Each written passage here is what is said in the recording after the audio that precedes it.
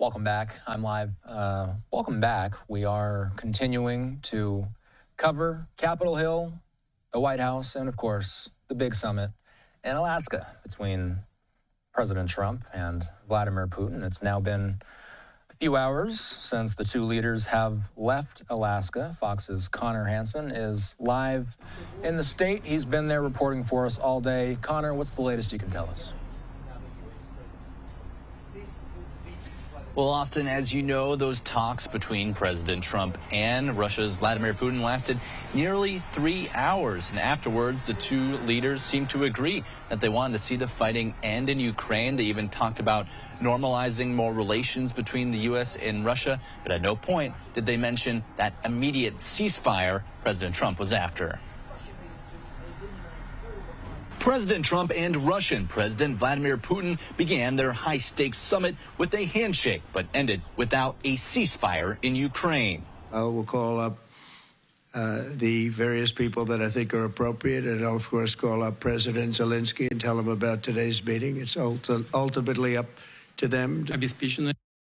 We need to eliminate all the primary causes of that conflict and agree with President Trump that naturally the security of Ukraine should be ensured as well. After greeting one another at Elmendorf Air Force Base, the two leaders took President Trump's limo to the summit site where they spoke for more than 2.5 hours. President Trump says he wouldn't accept anything less than a ceasefire during Friday's talks. To end the fighting, Moscow has called for an end to Western weapons shipments to Ukraine and demanded Kyiv give up territory as part of any potential peace deal. There were many, many points that we agreed on, most of them, I would say, a couple of big ones that we haven't quite gotten there, but we've made some headway. Trump suggested there will likely have to be some give and take on boundaries, but Ukrainian President Volodymyr Zelenskyy says Ukraine won't give up any territory captured by Russia during the war.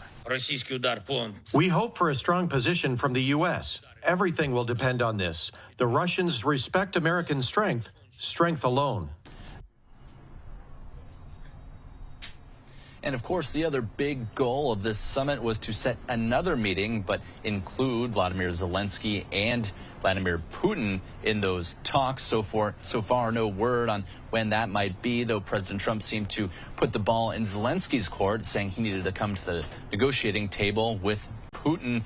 Both Trump and Putin seem to indicate that they would be speaking in the near future. Putin even inviting Trump to come and visit Moscow. Austin? Connor, I don't know what your proximity is to where some of the action was earlier today, but now that it's been some hours since both leaders have left, have things quieted down in Alaska? They have, as you mentioned earlier, both leaders have left the Air Force Base. We're a couple miles away in downtown Anchorage now, but earlier in the day we did see several gatherings, protests, even people who were against the war flying Ukrainian flags. Now it's much more quiet. It's getting a little bit later in the evening here, but there's still so many questions from people both here and all around the world wanting to know exactly what was said in those meetings and what the results will eventually be. Not often you get an assignment in Alaska, Connor. You may be able to answer this, you may not. When's the sun expected to go down there? Well, we still have a couple more hours here. I believe the sunset here is around 10 p.m. local time with last light around 11. So it's one of the rare times I've done a full 12 hours of live shots without seeing any darkness. So I'll take it any day, Austin. There we go. Connor Hansen checking in from Alaska today. We'll talk with you soon. Thanks. Let's continue moving here. We've got a couple of sound bites from President Trump. He had an exclusive with Sean Hannity after this meeting. We have a couple of around 60-second sound bites that we're going to play out. We got two different ones we're going to bring you.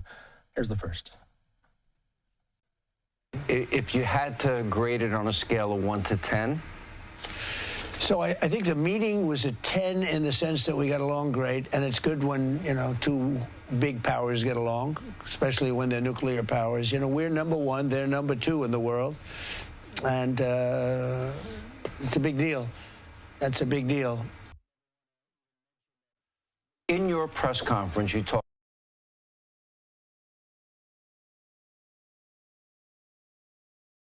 Are you prepared to go public with that? No, I'd rather not. I guess somebody's going to go public with it. They'll figure it out. But no, I don't want to do that. I want to see if we can get it done. You know, it's not a done deal at all. And Ukraine has to agree. I mean, you know, President Zelenskyy has to agree. But it's a terrible war where he's losing a lot, and both of them are. And hopefully it can get completed. That'll be a great achievement for them. Forget about me, for them. And you'll save 7,000 lives a week. That's a lot.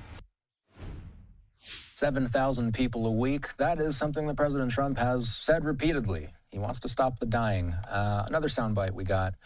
This time, Sean Hannity asking about the possibility of Zelenskyy getting involved during any potential meetings, the possibility of a potential bilateral meeting between Zelenskyy and Putin, or a trilateral between the two of them, and Trump involved as well. Here's Trump's response.